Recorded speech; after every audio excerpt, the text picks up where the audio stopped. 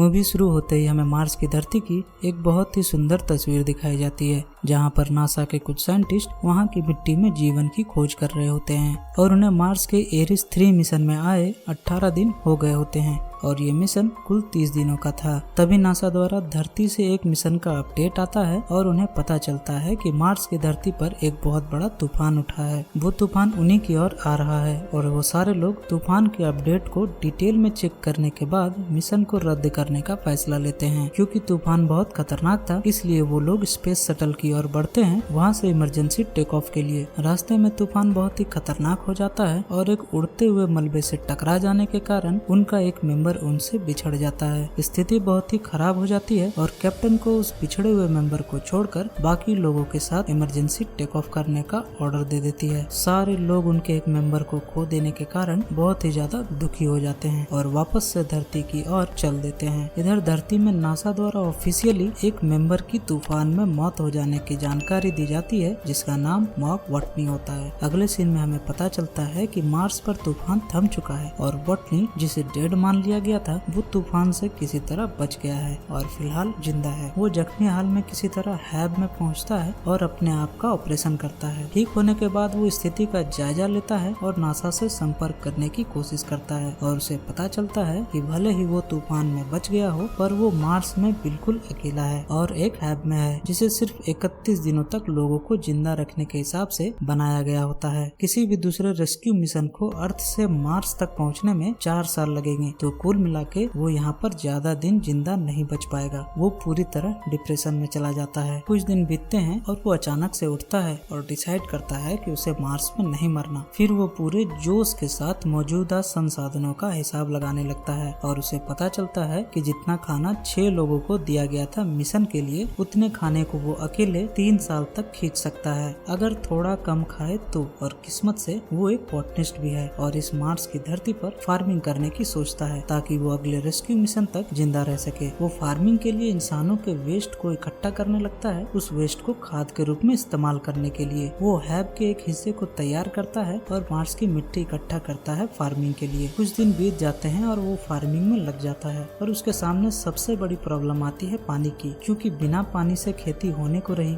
तो वो वहाँ पर मौजूद स्पेस शटल से हाइड्रोजन फ्यूल इकट्ठा करता है और केमिकल रिएक्शन से H2O निकालने की कोशिश करता है, जो कि पानी का केमिकल फॉर्मूला है। और कुछ ट्रायल के बाद वो पानी की प्रॉब्लम को सॉल्व कर ही लेता है। कुछ दिन बीत चुके होते हैं और उसे मार्स की मिट्टी में पहली सफलता मिलती है और एक पौधा उगता हुआ नजर आता है। उसे बहुत ही खुशी होती है और हमें भी। इधर धरती पर मार्स को ऑब्जर्व कर रहे सैटेलाइट के 2 अलग अलग तस्वीरों से पता चलता है कि हैब के रोवर को हिलाया गया है और वहाँ से ये कंफर्म हो जाता है कि वॉटनी अभी भी जिंदा है। मार्स में कुछ दिन और बीतने के बाद वॉटनी को याद आता है कि अभी वो जहाँ पर है उससे 3200 किलोमीटर दूर मार्स का अगला मिशन होगा, जो कि 4 साल बाद है। और अगर वो वहाँ पर पहुँच जाता है तो वो जिंदा धरती पर पहुँच सकता है। वो रोवर को टेस्ट करने लगता है और कैलकुलेट करता है कि उसे कितने दिन कितने किलोमीटर चलना है, कम से कम संसाधनों के साथ, ताकि वो लंबी दूरी तय कर सके। इधर धरती पर रेस्क्यू मिशन का अप्रूवल मिल जाता है और नासा द्वारा एक प्रोब बनाने के प्लान को बनाया जाता है वॉटनी को बचाने के लिए, जिसमें 6 महीने लगने वाले थे। मार्स में कुछ दिन और बीतते हैं और उसके आलू के फसल अच्छे हुए हैं, पर वो जानता है कि इससे कोई फर्क नहीं पड़ेगा अगर वो नासा से संपर्क नहीं कर पाया। तभी अचानक उसे याद आता है कि नासा ने कुछ दशक पहले एक रोवर को मार्स पे भेजा था, जिसका नाम था पाथफाइंडर, और वो उसे ढूंढने निकल जाता है और उस रोवर को ढूंढने के बाद उस रोवर को वापस हैब में ले आता है। कुछ दिन और बीत जाते हैं और आखिरकार वो उस रोवर को ठीक कर ही लेता है और धरती से संपर्क बना ही लेता है। ये सफलता मिलते ही उसकी खुशी का ठिकाना नहीं होता। नासा के डायरेक्टर द्वारा उसे वापस रेस्क्यू करने की तैयारी को बताया जाता है और ये सुनकर वो बहुत भावुक हो जाता है। वो पूछता है अपने क्रू के बारे में और उसे पता चलता है कि नासा वालों ने क्रू को बताया ही नहीं कि वॉटनी अभी तक जिंदा है। इसे सुनकर वो थोड़ा नाराज हो जाता है। फिर नासा वाले क्रू को वीडियो मैसेज द्वारा ये बताते हैं कि वॉटनी मार्स पर अभी भी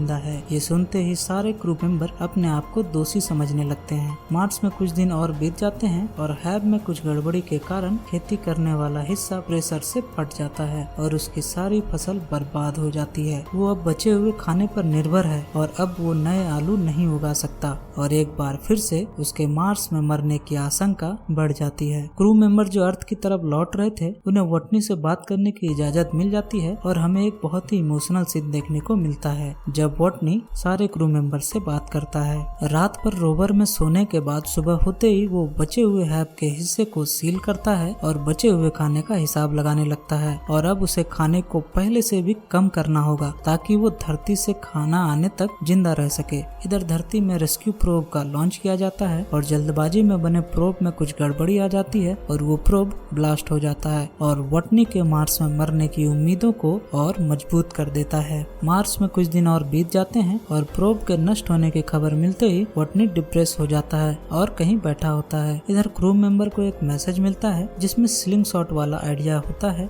जिसके जरिए वो वापस से मार्स के नजदीक जाके वॉटनी को बचा सकते हैं, पर इनसे उनका मिशन और 500 दिनों तक बढ़ने वाला था। कैप्टन इस बार सारे क्रू मेंबर को फैसला लेने को कहती है ताकि उसे बचाया जा सके और सारे क्रू मेंबर बेझिझक वॉटनी को बचाने के लिए शटल का रास्ता बदलकर वापस मार्स के लिए निकल जाते हैं। मार्स में कुछ दिन और बीत जाते हैं और वॉटनी को क्रू से पता चलता है कि क्रू वापस मार्स के तरफ आ रहा है उसे बचाने के लिए और वॉटनी को मार्स के एटमॉस्फेयर से बाहर निकलना होगा ताकि क्रू स्पेस में उसे पकड़ सके और वॉटनी एक मिसाइल के पास जाने को तैयार हो जाता है जिससे वो मार्स के एटमॉस्फेयर से बाहर निकलेगा और इसके लिए वो अपने पास मौजूद रोवर को पूरी तरह मॉडिफाइड करने लगता है ताकि वो उस रोवर में जिंदा रह सके।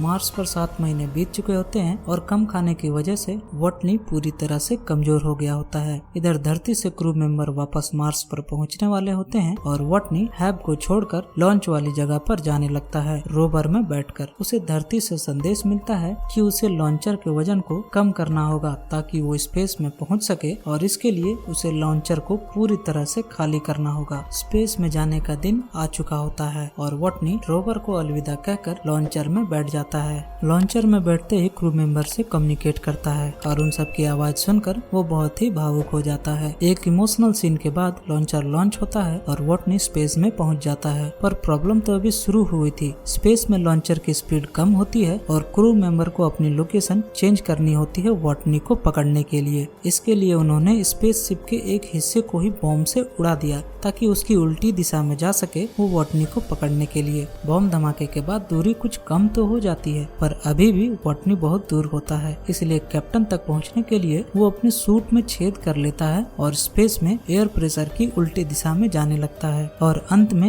एक रोंगटे खड़े कर देने वाले सीन के साथ कैप्टन वॉटनी को पकड़ ही लेती है। वॉटनी की खुशी का ठिकाना नहीं होता और आखिरकार सारी मुश्किलों को हल करने के बाद वॉटनी धरती पर आ ही जाता है और धरती पर वो मार्स पर जाने वाले अगले सारे कैंडिडेट्स को वहां पर जिंदा रहने की टेक्निक सिखाने लगता है और मूवी यहीं पर खत्म हो जाती है। मिलते हैं अगले वीडियो में। जय हिंद।